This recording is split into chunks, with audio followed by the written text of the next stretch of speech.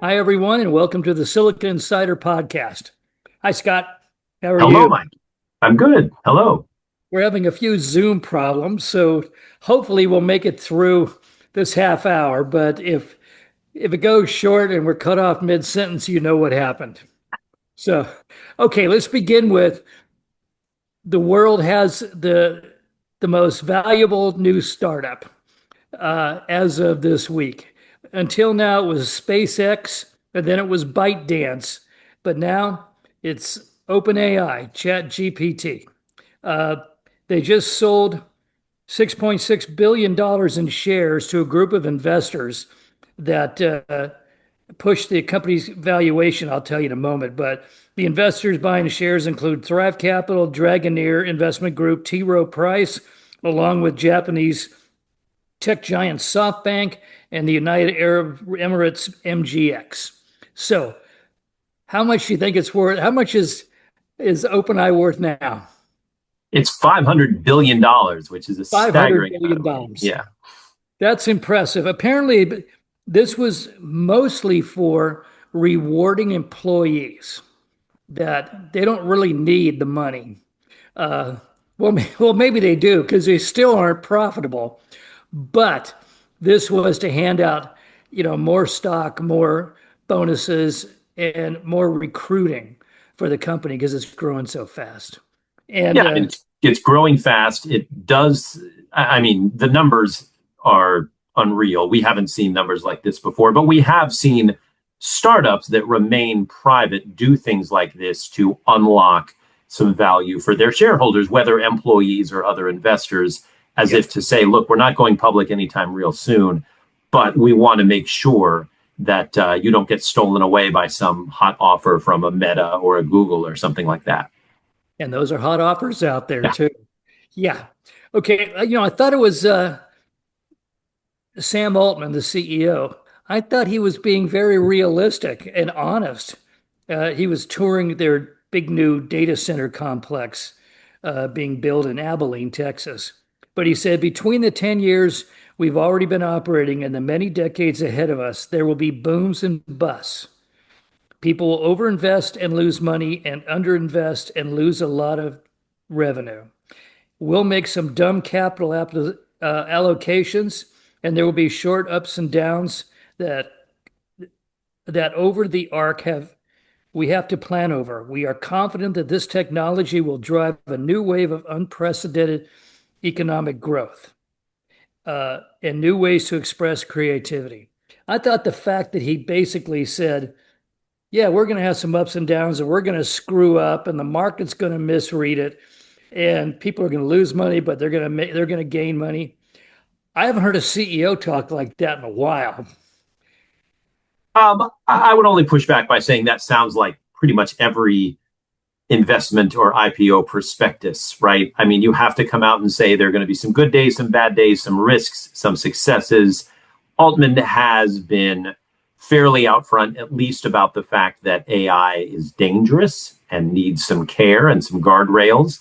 And so I wasn't surprised to see that. I think that's kind of rallying the troops and rallying investors and saying, hey, we don't really 100% know what we're doing or what the future holds, but by golly, we're making a lot of money and let's spread that around a little bit. Well, I've seen it on the prospectus of every company. They have to put in that risk statement, but it's kind of boilerplate. This was kind of interestingly off the cuff, which I guess is sort of like Sam Altman in most things. So Yeah, I agree. anyway, the company also launched two different business ventures, one with Etsy for shopping. Well, and then the other one will also Shopify. So both of them are for shopping, but also they came out with a new version of their social media app, Sora. This one is interesting, and we'll get to it in a moment. Um, there goes my wife. uh, let's get to the next one, Tesla. This is interesting because Tesla's Q3 deliveries have just been blown out and the stock has gone up. It opened up solidly 5% on Thursday. It kind of slipped after that, but it's because the expiration of the $7,500 federal tax credit was likely the impetus behind it because everybody's rushing to get that credit. Now we've been predicting that credit. We've known that credit was coming for a long time, and it looks like this is some last minute shoppers. Yeah, which has also been predicted. I think that fits in. A lot of people were buying EVs because there were incentives.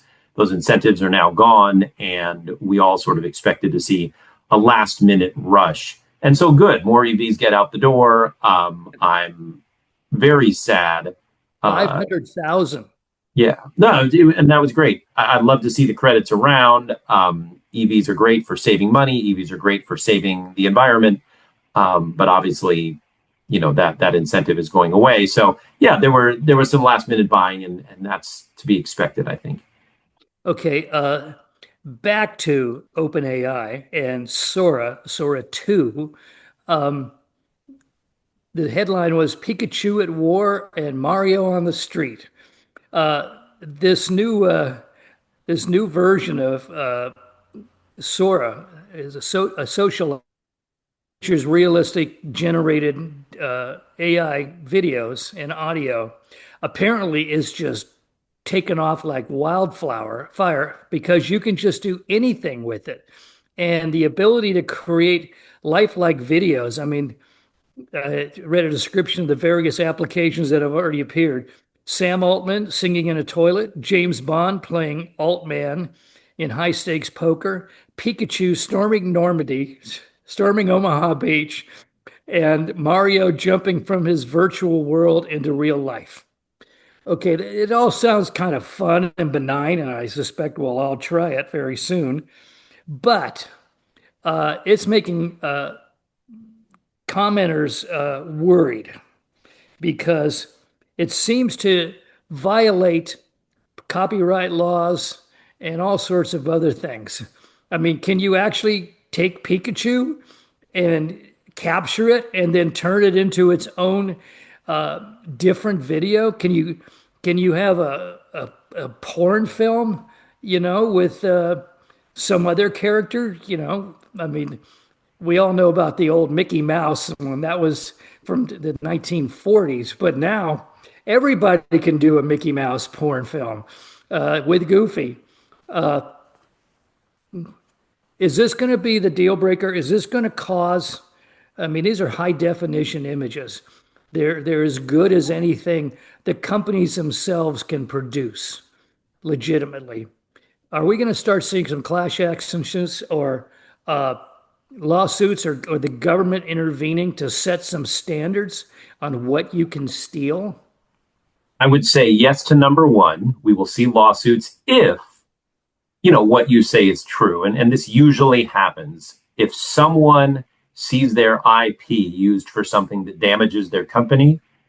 The suit is 1 second away, and they will sue OpenAI, and they will sue Anthropic, they will sue whatever it takes. So we will see a lot of those if indeed people take Pikachu and do something naughty with him. That's just how these things work. Will the government put things in place to protect? I don't know. So far, they have said no. Trump's big budget bill made it clear he didn't want to regulate AI. And so we might be, it's interesting because the government's handoff policy may actually lead to more lawsuits because people will say, I guess I can do whatever I want with this IP that is protected. And as soon as those companies see their IP used for something other than what they want it to be used for, I imagine they'll file a lawsuit. Well, we've already seen Ronald McDonald be put into a soft core film, and I just got to wonder if you're Nintendo and you've got a multi-billion-dollar product in the Mario Brothers franchise, and you're licensing it to Hollywood and making millions of dollars, are you going to allow your character, your moneymaker, to be used by some 16-year-old kid or by, even worse, a business that uses, for years? Disney copyrighted Mickey Mouse in the 30s and has fought it ever since. IBM, I used to say, I don't know, oh, Xerox Company. Xerox Company, if you mention the name Xerox in an article, you would get a letter from the company saying, that's a trademark product for a copier. Never use it again. I mean, cease and desist. What happens now? Well, that's different, right? If you were to say, hey, Xerox something or Google something, technically, you know, that's not, it's a company thing, but that doesn't make the company look bad. And you're not taking away any IP for free. If you're a 16-year-old or another company and you use Mario or whatever for free without paying Nintendo, good luck. You'll get sued. Full That was my stop. next question. Let's say it's not a 16-year-old kid. Let's say it's a small new startup and they're making money off your product because they've come up with an innovative new script for Mario Brothers. Then Right. what? Well, we know what happens historically. Nintendo sues you. That's what always happens. Just because the technology is better and faster and easier doesn't mean that companies are going to say, oh, I guess because there's AI out there, we're not going to file any suits when people steal our IP. But look, that's not even the most dangerous thing. Because Sora is so good at making videos and taking things that already exist, we have to worry about even better deep fakes now with Yes. politicians, with, That was going to be my second point. yeah, Deep fake. I mean, it's going to be ubiquitous. It's going to be literally everywhere. And if 5,000 or, well, more than that, let's say 500,000 people create deep fakes using these trademark products, you're going to sue all of them? I mean, look, if you're an actor or an actress and someone's deep faking you and not paying you, yeah, you'll probably sue all of them. If you're a company that has a well known logo or mascot and someone deep fakes you for free, yeah, you're probably suing everyone. I mean, I don't mean to get overly dramatic, but think about the early days of YouTube when all of that content went up there and the Hollywood studios and the video makers and the musicians and the actors, they were suing left and right to the point where YouTube had to make some changes and they had to, give these guys up or else they would have gone out of business instantly. I think Sora's cool in some ways, but it is dangerous in that way. I think we'll see lawsuits, but even more importantly to us as individuals who consume news, we have to be extra vigilant about the deep fakes that something like this will put in front of us and on our feeds. Okay, well, let's move on to uh, Elon Musk again. Well, before it was SpaceX and Tesla, but now uh, Elon, I don't know if you saw this on X, but Elon is calling on his followers to cancel their Netflix subscriptions because Netflix is running a kids program that has a trans character on it. Now we know that Elon has strong views on this because of one of his own children, but he managed to drive Netflix's shares down 4%. Now, there's some question if that's going to last. I mean, you're going to give up your Netflix subscription? I mean, he actually posted his I'm quitting notice on X. Do you think that's going to last? And is this a legitimate thing for a corporate CEO to personally do against another corporation?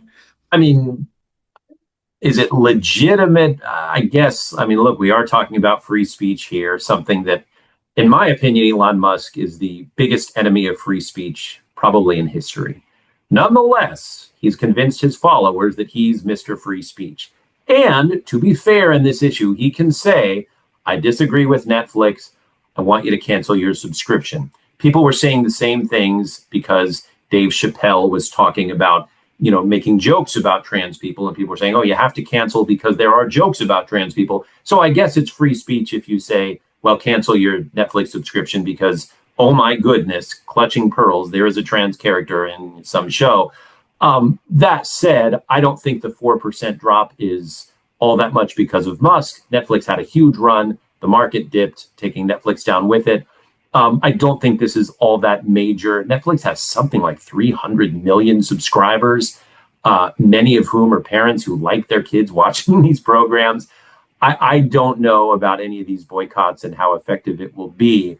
But again, Musk has the right to do it and get the either support or eye rolling reaction that he gets whenever he does something like this.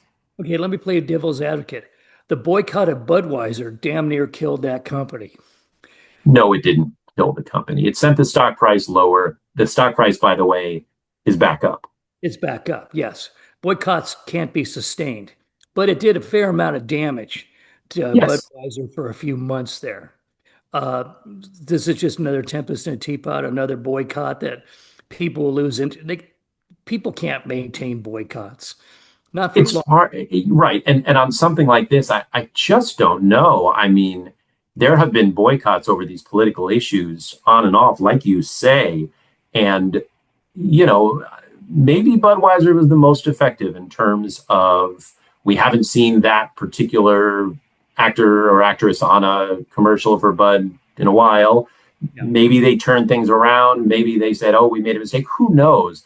But if that was the biggest one, all the others have been pretty small. And I don't imagine that Elon Musk is going to do a lot of damage to Netflix. Netflix knows what it's doing, and they know what it's doing if they're wading into something that's a controversial issue, but that is also going to tell a part of the community, hey, we support you, we recognize you, we see you. Netflix is very smart about this stuff. Okay, next, Intel. Intel stock is up 50% over the last month. This is a company that you and I were saying, who cares? They're fading away. Nothing's going to happen to them from Intel important again. Well, after the U.S. Took a $16 billion stake, the stock is climbing like crazy. The company's monthly gain of 50% and hikes the government's stake in Intel, its 10% stake, to roughly $16 billion. Uh, I haven't seen anything happen yet that says to me that Intel's going to pull this off. Now, I know that in terms of, you know, uh, feature size, uh, Intel's number one in the United States. When it comes to making the really, really high-end chips, Intel's number one, which I think is why the government got into it. Because if uh, if Taiwan goes down, uh, we will not be able to build cutting-edge AI chips, among other things. So, but still, do you see any indication that Intel can pull it off? I Well, have. one thing we've seen since the government jumping in is that other companies want to do business with Intel now all of a sudden. Nvidia is an investor now in Intel, and they want to do business. AMD, of all things, rumored to be perhaps doing business with some Intel chips. That's an amazing change. So what you have You're is back being a second source after 45 years. right. I mean, now they're shaking hands. It's kind of bizarre, but look, we are in a bizarro world where companies want to please the president. And in order to please the president, they're saying, hey, if we hop on board this once shaky company that's now a sure thing because it's government backed, we can curry favor with this administration. And so we're seeing deals that in some ways don't make sense and in other ways we'd never see before. But now, given that they're all sort of kowtowing to the White House, it's making a little, at least political sense, if not business sense. Um, I should note that Intel's not all the way back yet. I mean, its shares dropped 60% in value in fiscal 2024. So coming back 50% is, almost there, but we'll see as it approaches the finish line. And finally, Netflix will pay you up to $700,000 per year, long as we're on Netflix, and let you work fully remote if you can harness AI to make their employees more productive. Okay, now it's not that simple. You can't just send in an application and say, I can do this.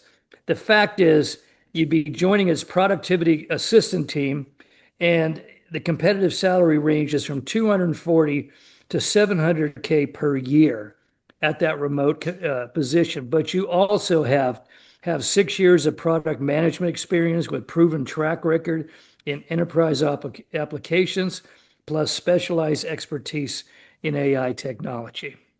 Interesting, though.